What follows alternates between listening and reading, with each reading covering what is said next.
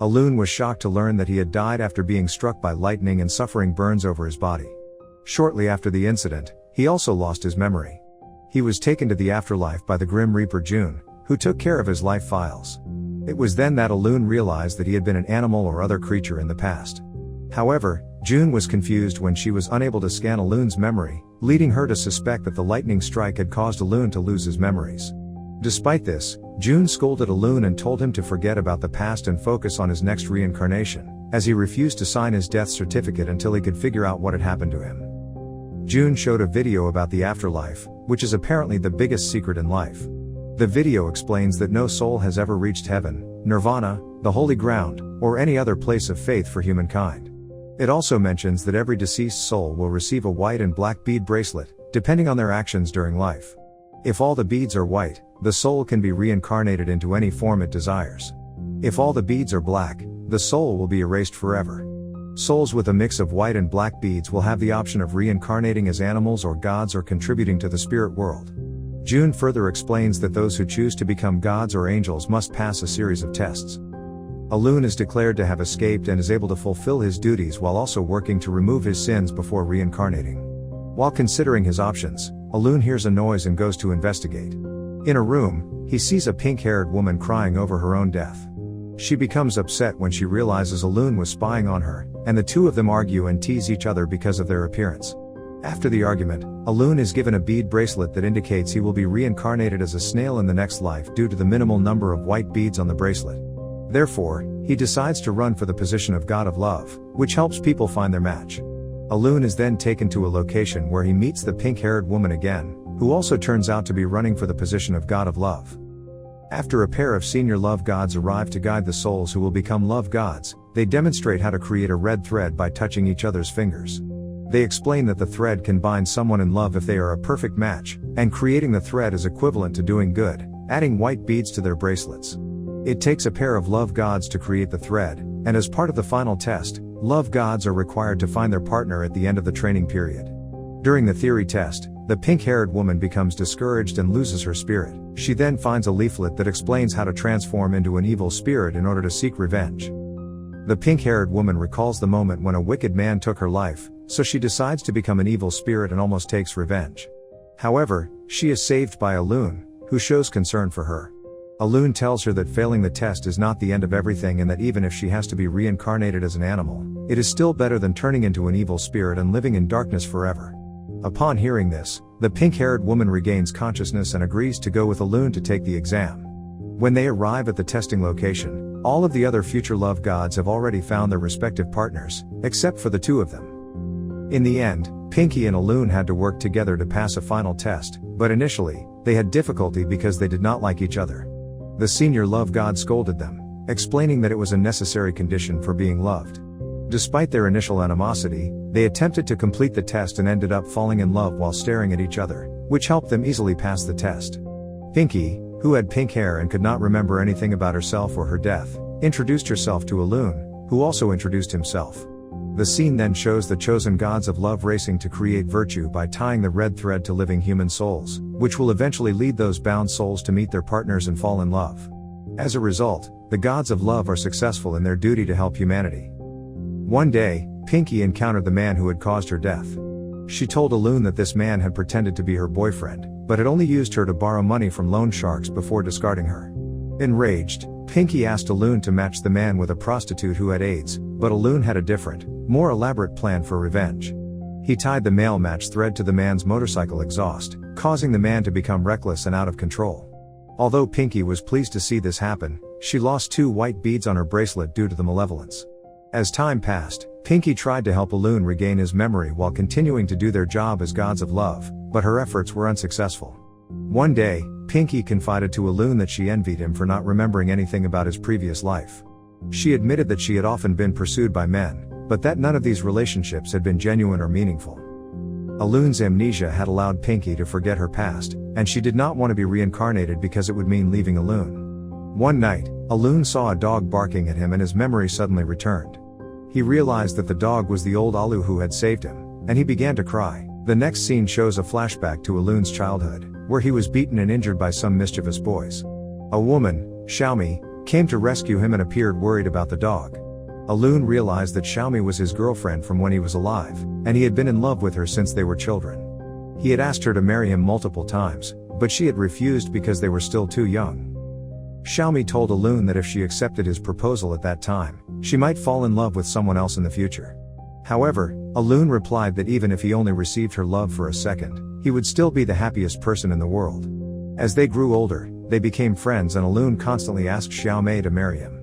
Eventually, Xiaomi accepted Alun's proposal and was willing to marry him. Unfortunately, they were separated by death shortly thereafter.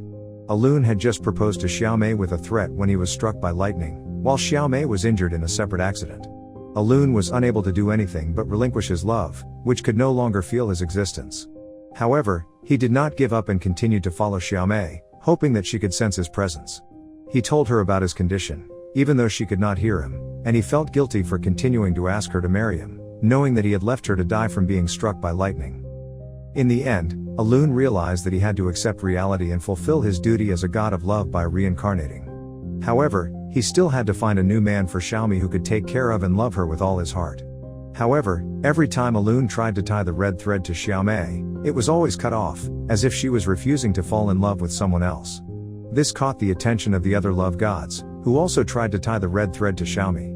Meanwhile, Pinky became jealous and annoyed because Alun had forgotten about her. She brought the red thread directly from the afterlife to bind Xiaomi, but it still did not work. One day, Xiaomi suddenly looked at Alun and said that she could not fall in love with anyone else if he continued to be around her. This surprised Alun, Pinky, and the other love gods, as they had all thought that Xiaomi was unaware of Alun's presence. It was revealed that Xiaomi had psychic abilities, which allowed her to see and hear Alun even though other humans could not. After being struck by lightning, Alun held Xiaomi and comforted her while Pinky left sadly. From then on, Alun always accompanied Xiaomi and spoke with her, which made Xiaomi appear strange to other humans because it looked like she was talking to herself. The scene then switches to Alun and the other love gods waiting for an elevator. Pinky argued that Xiaomi should have been able to live happily with the living humans, but Alun disagreed, saying that there was no red thread that could bind Xiaomi's heart. This upset Pinky, who claimed that it was because Alun was always near Xiaomi, preventing her from letting him die. The other love gods also regretted Alun's attitude, saying that he should have been more understanding of Pinky, his current partner. When they went to the elevator, Alun realized that Pinky had strong feelings for him.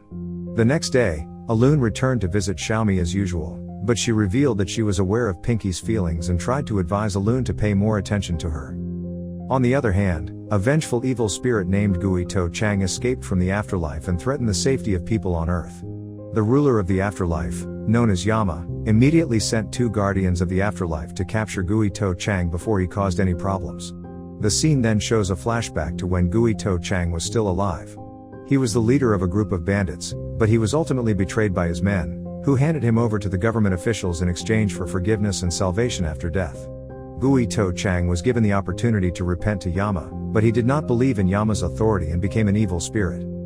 Gui To Chang fled to the human world in order to track down and kill his reincarnated subordinates, even though they did not remember their past lives. One of his targets was Xiaomi, a reincarnation of a woman who had betrayed him in a previous life.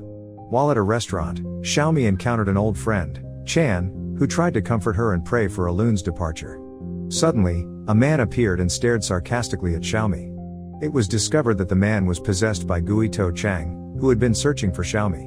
Alun attempted to stop Gui To Chang, causing chaos and fear among the diners who fled. At the same time, a Grim Reaper arrived looking for Alun to punish him for not respecting the boundaries between the 2 worlds and interacting with humans. However, upon seeing the chaos caused by Gui To Chang, the Grim Reaper attempted to capture him. Gui To Chang revealed that he had devoted himself to Yama, the guardian of the afterlife, but he noticed that his subordinates were able to reincarnate while he was unable to do so and escape his suffering from previous lives.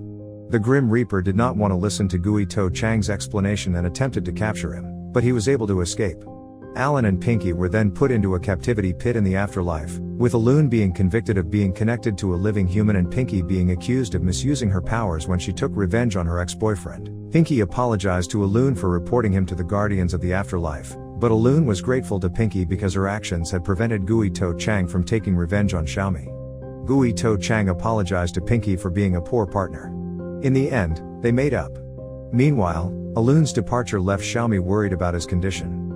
One night, Xiaomi went to the basketball court to play, while Alun waited for her under the tree where he had died. After playing basketball, Xiaomi discovered that Alun was sick and lying motionless. It turned out that the dog had been suffering from severe pain for a long time and his illness could not be cured. Xiaomi began to cry upon realizing that Alun might soon die, and she continued to cry after he passed away. Suddenly, Gui To Chang appeared at the scene and possessed Xiaomi, overwriting her memories of her previous life. Gui To Chang began to cry and said that he had always thought of Xiaomi as his sister and should have been honest with her if she wanted to turn him over to the authorities. Meanwhile, someone rescued Alun and Pinky in the afterlife by climbing down a rope to their captivity pit. Alun was surprised to see that it was his dog, Alan, who had saved him, and realized that Alan was trying to tell him that Xiaomi was in danger. Alun and Pinky then worked to find a way to return to the human world and save Xiaomi. Alun and Pinky both sought out the guidance of one of the woman's spirits in the afterlife, who told them they could return to the human world through a ritual. When they arrived in the human world, they found a small group of children playing a game that involved summoning spirits.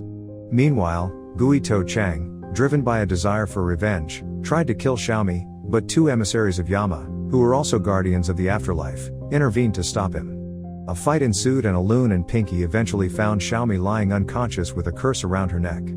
Pinky suggested that Alun tie a red thread around Xiaomi, explaining that it was a force of destiny that could protect someone, but they were unable to do so because they no longer had the bead bracelet that was the source of that power. The fight between the Guardians and Gui To Chang continued until it returned to where Xiaomi was. The Guardians were eventually overpowered by Gui To Chang and had to sacrifice themselves to seal him before he turned into a demon. Yama was holding Gui To Chang's bead bracelet, which had almost turned black but had a small drop of white remaining. Alun, who had witnessed the Guardians of the afterlife fighting, wanted to help before realizing something about his past life.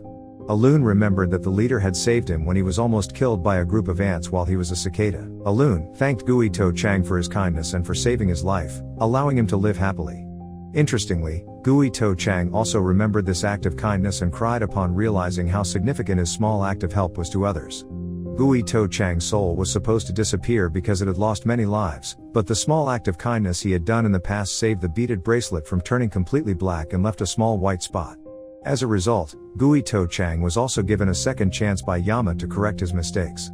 In the end, Gui To Chang turned to stone along with the afterlife guardians who had sacrificed their souls to seal him. After the events that had occurred, Alun and the others turned to dust and disappeared. Alun then returned to Xiaomi, as he did not want to see his girlfriend die. He sacrificed himself to create a red thread, and Pinky helped him and tried to find a man to tie the thread. She found Chong, who was stopping his bike to save a snail that night. Xiaomi finally remembered that Alun was her boyfriend in her past life before she was reincarnated, and she also remembered that Alun had promised her that he would find Xiaomi and he had managed to do so. However, unfortunately, the gods of love did not bind them with the red thread of life this time. Even so, the power of destiny managed to protect Xiaomi because she had met the man who became her soul mate, Chong. After sacrificing himself, Alun disappeared while Pinky dissolved in grief because she had to give up the man she loved. In the final scene, we see that Xiaomi and Chong have been happily living together for a few years after the incident. This is because they were destined to be together. The same is true for Alun and Pinky, who have reincarnated as a pair of young children.